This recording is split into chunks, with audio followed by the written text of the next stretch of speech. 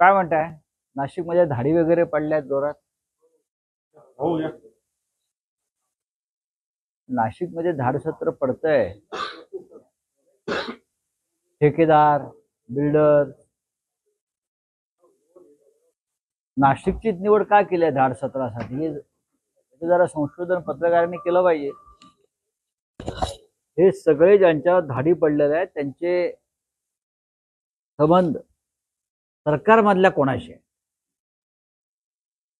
हे कोणाचे फायनान्सर आहेत? त्यांच्याकडे कोणाची गुंतवणूक आहे याचा शोध उच्च पातळीवरून सुरू आहे. गेल्या 1.5 वर्षामध्ये सरकारमध्ये जो मोठ्या प्रमाणात भ्रष्टाचार आणि लुटमार झाली आहे तो लुटमारीचा पैसा कुठे गुंतवला आहे? मोठ्या प्रमाणात नाशिकमध्ये आहे. नाशिकमध्ये फक्त ललित पाटील नाही, हाय प्रोफाईल पांढरपेशे हे असे ललित पाटील जे आहेत त्यांच्यावर या धाडी पडल्या आहेत आणि त्यांची नावं जाहीर करा. हे जे सगळे ठेकेदार आहेत किंवा बिल्डर्स आहेत हे तुम्हाला त्यांचे मुख्य सूत्रधार कोण आहेत मंत्रालयातले किंवा राजकारणातले हे स्पष्ट होईल. कोट्यवधी रुपयाची माहिती समोर आलेली आहे अँटी करप्शन विभागाकडे, इन्कम टॅक्सकडे आणि अन्य तपास यंत्रणाकडे. एवढंच सध्या सांगू शकतो. मुंबई, नाशिक, पुणे आणि जळगाव आणि संभाजीनगर या प्रमुख शहरातल्या बिल्डरांकडे आणि ठेकेदारांकडे सरकारमधील मंत्री आणि सत्ताधारी पक्षाचे आमदार यांनी बदल्या बढत्या या माध्यमातून, ठेकेदारीच्या माध्यमातून, सरकारी निधीच्या माध्यमातून कोट्यावधी रुपयांचा निधी त्यांना मिळतोय. आमच्या लोकांना मिळत नाहीये, माहिती आहे तुम्हाला. मग तो निधी जो आहे त्याचा गैरवापर, काम न करता कमिशनबाजी, ते कोट्यवधी रुपये पुन्हा त्याच ठेकेदाराकडे गुंतवले जातात, बिल्डरांकडे गुंतवले जात आहेत. त्याची संपूर्ण माहिती काही अधिकारी जे असतात ते सगळेच मिंधे नसतात, यंत्रणा काम करत असते आणि त्यांच्या फायली बनत आहे आणि सगळी माहिती दिल्लीपर्यंत गेलेली आहे. बस बोला.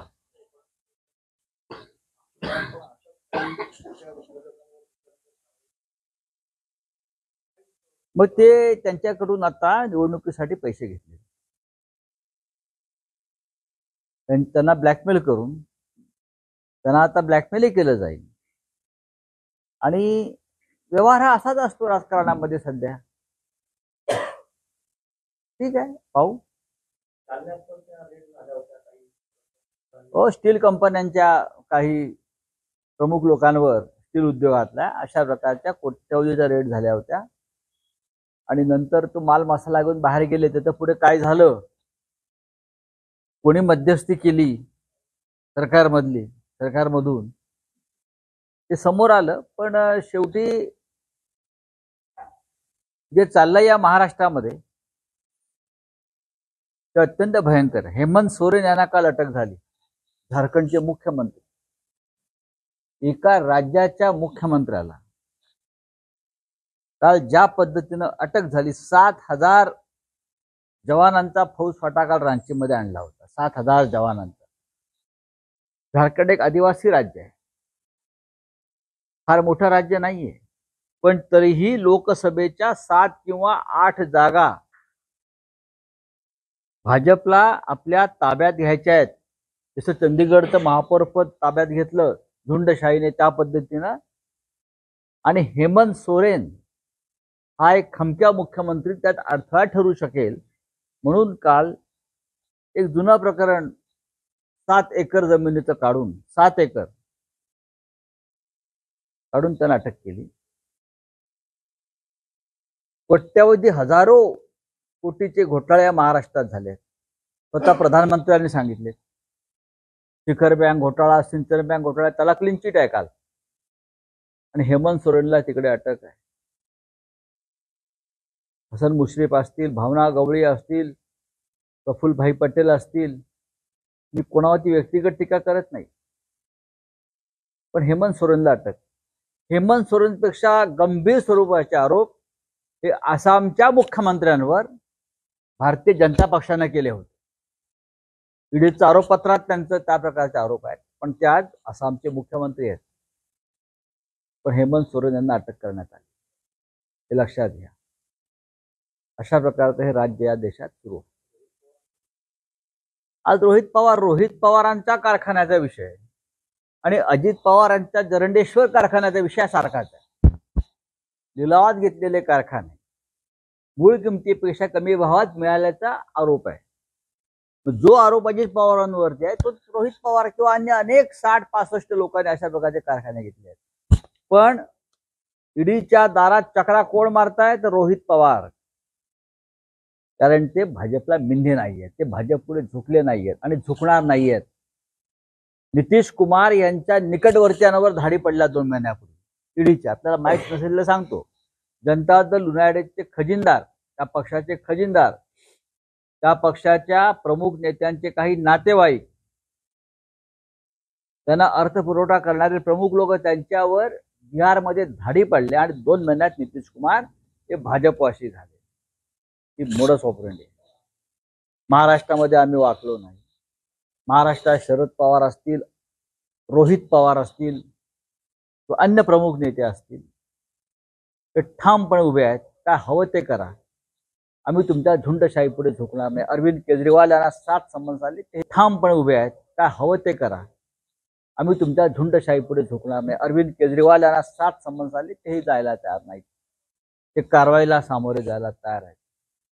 आणि मला खात्री आहे जे प्रमुख लोक आम्ही आहोत सगळे, त्यांच्यामुळे त्या देशामध्ये लोकशाहीचं रक्षण होईल, क्रांतीची ठिणगी पडेल आणि उद्याच्या लोकसभा निवडणुकीमध्ये जनतेला शाणपण येईल आणि ही सत्ता उलथवली जाईल. नगरसेवकांना नाही, आमदारांना नाही, खासदारांना नाही, जोपर्यंत भारतीय जनता पक्षामध्ये तुम्ही प्रवेश करत नाही तोपर्यंत तुम्हाला विकासाच्या संदर्भात कोणती मदत करणार नाही. हे या देशातल्या जे भारतीय राज्यघटनेच्या विरोधातलं तत्व वापरलं जातं. समानतेचा न्याय किंवा न्यायाचं समान तत्व इथे वापरलं जात नाही. मला तर असं वाटतंय की हा कालचा प्रजासत्ताक हा बहुधा शेवटचा प्रजासत्ताक असावा. उद्या जर दुर्दैवानं त्यांना 400 पार ईव्हीएमच्या मदतीनं काही मिळालं, ईव्हीएमच्या मदतीनं म्हणते आम्ही ते होऊ देणार नाही, तर ह्या देशाची राज्यघटना बदलून 26 जानेवारीचा प्रजासत्ताक दिन हा नव्या राज्यघटनेनुसार, नवीन राज्यघटना जी लिहिली जाईल या लोकांकडून त्यानुसार केला जाईल. हे पण तुम्हाला सांगतो आणि त्या दृष्टीने तयारी सुरू आहे. नाही ठीक आहे. हा काय चंदीगडच्या महापौर पदाच्या निवडणुकीमध्ये आम्हाला काय म्हणायला पाहिजे, तुम्ही म्हणायला पाहिजे. तुम्ही मला काय विचारताय, मीडिया मला काय विचारतोय हा प्रश्न. ज्या पद्धतीनं पीठासीन अधिकाऱ्यानं बहुमत असलेल्या आप आणि काँग्रेसची 8 मतं बाद करून भारतीय जनता पक्षाला विजयी घोषित केलं, या भारत मातेची हत्या नाही.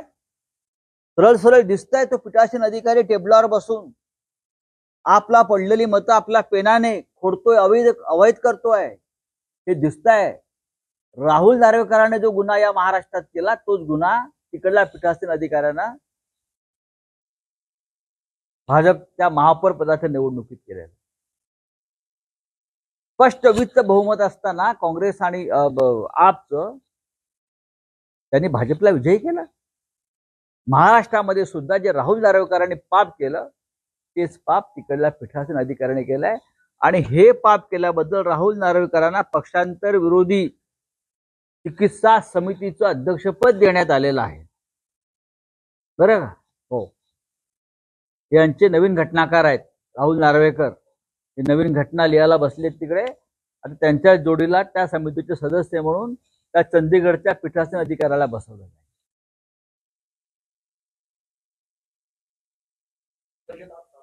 ते होऊ द्या हो, ते निवडणुकीचं बजेट आहे. ते काय तुम्हाला काय मिळणार आहे, शेतकऱ्यांना काय मिळणार आहे, इकडल्या कांदा उत्पादकांना काय मिळणार आहे, शेतकऱ्यांना नुकसान भरपाईचा चेक येणार आहे का, तो 20 रुपये आणि 25 रुपयाचाच येणार आहे.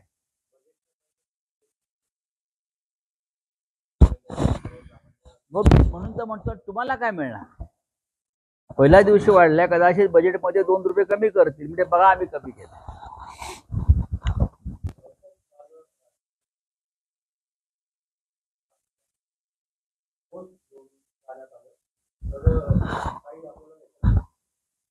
कदाचित मी म्हटलं नवीन प्रजासत्ताक साजरा केला जाईल, नवीन राज्यघटना तयार केला जाईल. मी जे म्हणतोय त्याला हे जोडून घ्या की नवीन राज्यघटना लिहिण्याची तयारी. कदाचित मी म्हटलं नवीन प्रजासत्ताक साजरा केला जाईल, नवीन राज्यघटना तयार केला जाईल. मी जे म्हणतोय त्याला हे जोडून घ्या की नवीन राज्यघटना लिहिण्याची तयारी, की नवीन राज्यघटना.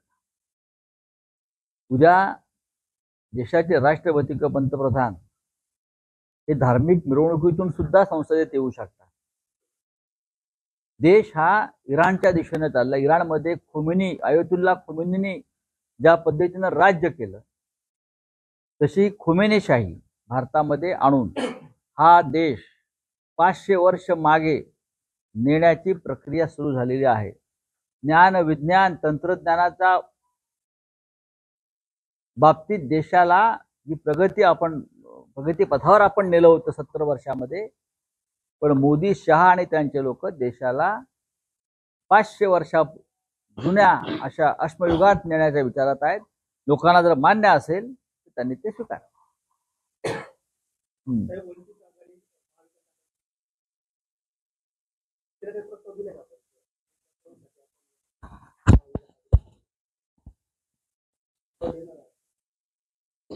आम्ही प्रस्ताव कशा करता द्यायला पाहिजे. देश वाचवण्याची जबाबदारी, लोकशाही वाचवण्याची जबाबदारी या देशातल्या सगळ्या सुज्ञ राजकीय पक्षांची आणि भारत मातेवरती प्रेम करणाऱ्या प्रत्येकाची आहे. वंचित बहुजन आघाडीचा मनाचा मोठेपणा असा आहे, खास करून ॲडव्होकेट प्रकाश आंबेडकर म्हणजे बाळासाहेब आंबेडकर आमचे प्रिय, त्यांनी वारंवार सांगितलं की आम्हाला महाविकास आघाडीमध्ये तुम्ही समाविष्ट करून घेतलं पाहिजे. आम्हाला सुद्धा या देशातल्या राज्यघटनेचा आदर आणि संरक्षण करायचं आहे. ज्या पद्धतीचं राजकारण मोदी आणि शहांच्या राज्यात सुरू आहे, या देशातलं स्वातंत्र्य नष्ट होईल, लोकशाही नष्ट होईल, संविधान तुडवलं जाईल, बदललं जाईल, ही भीती जशी बाळासाहेब आंबेडकरांना वाटते, वंचितच्या कार्यकर्त्यांना वाटते, ते आम्हालाही वाटते. त्याच्यामुळे आपण एकत्र येऊन काम केलं पाहिजे, ही माननीय बाळासाहेब आंबेडकरांची भूमिका आहे आणि त्याच्यामुळे आम्ही त्यांचं स्वागत केलं, ही त्यांची भूमिका आहे. जर कोणाला असं वाटत असेल की या देश वाचवण्याच्या प्रक्रियेमध्ये आम्हाला सहभागी व्हायचे, त्यांनी तसं ते व्यक्त केलं पाहिजे, जसे बाळासाहेब आंबेडकर व्यक्त केले.